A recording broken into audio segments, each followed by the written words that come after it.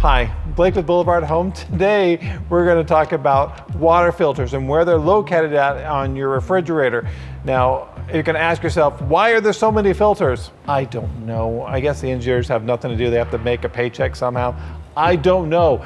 Make them all the same, put them all in the same spot, make my life a lot easier. So today we're going to show you some places where all these filters are located at. So behind me is a Frigidaire bottom freezer. Now they are located all in different spots, but on the bottom freezers they are located generally in the refrigerator area in that compartment. So on this one here, this filter is located right up here behind this cover right here. Pull it down, pull this filter out, give it a good twist.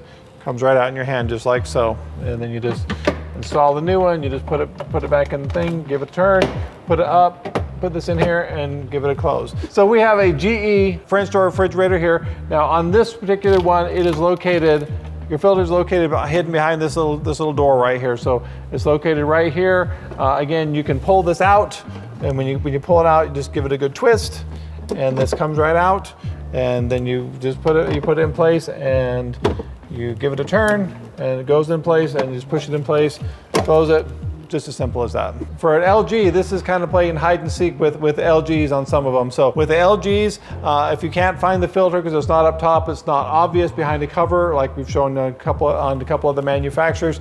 On the LGs, you open up the doors, it is located behind that cover right there, and it goes right in that slot right there. So that's where this filter goes for this unit. So if you can't find it, pull this up, you should be able to find it right there.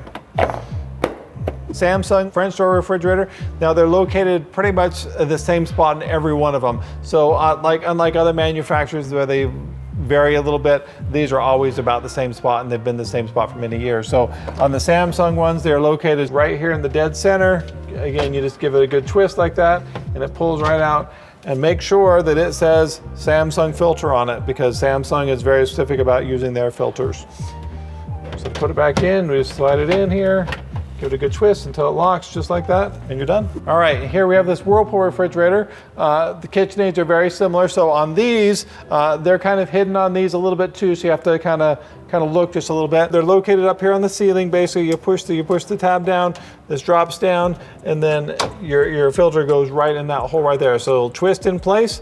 So you twist it out, put the new one in place, push this back in place till it clicks, and then push this back up, and you're done. So now we're going to get into side-by-sides, with your refrigerator and freezer next to each other all the way down.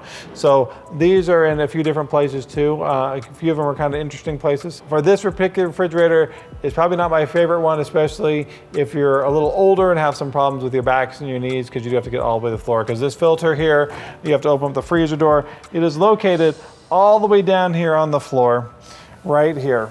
And so you pull on this, and it pops the filter out. You slide the filter out, and then you slide it back in until just so it stops, and you actually close the door and let the door close it. You don't push on this filter to try to force it into place, because I will guarantee if you're doing this one, you're probably going to break it. So don't force this filter in, don't push it in with your hand. Use the door again, just pull it open like this, and then just put it in place and just close it with the door, and that installs that filter for you.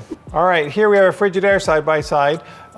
This is probably the easiest filter ever to install. This is super simple. With these, you open them up, and you can see back here, this is just a push button. Basically, you push it in with your finger, it releases it, comes right out in your hand, just like that. And you just put the new one in place, and you slide it in and just push it in until it clicks. About the easiest you're gonna get. So that filter is pretty simple, unless you buy a generic, and then it will stick in there and you'll be hiring somebody to come get it out for you. Here we have a GE side-by-side. Now this one, again, in the refrigerator compartment, except this one's located back here in the back corner right back there. This one you have to reach way back in. You have to give it a twist with your hand. Just give it a twist and it comes out.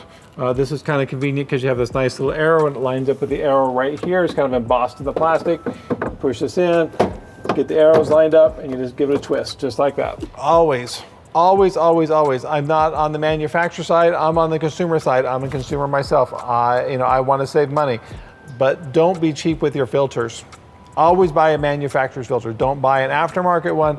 Don't buy somebody that says they'll work in it, because I will tell you, 99.9999999% of the time when I have problems with a refrigerator, and it has to do with water, or you can't get the filter out, or it's not working right as far as the ice maker's not filling right, not the flow's coming out the front, they're always generic filters. Always buy the manufacturer's filters. They're designed for the product, they're made for the product. They will warranty that filter with the product. Generics, they're not warranted. They're just, you get what you get. So just keep that in mind. But we have lots of other videos for you to watch. So please like and subscribe, and you can check out all these other videos, and we'll find out lots of interesting stuff you may or may not want to know, but at least you'll have that information, and information is power. So thanks for watching.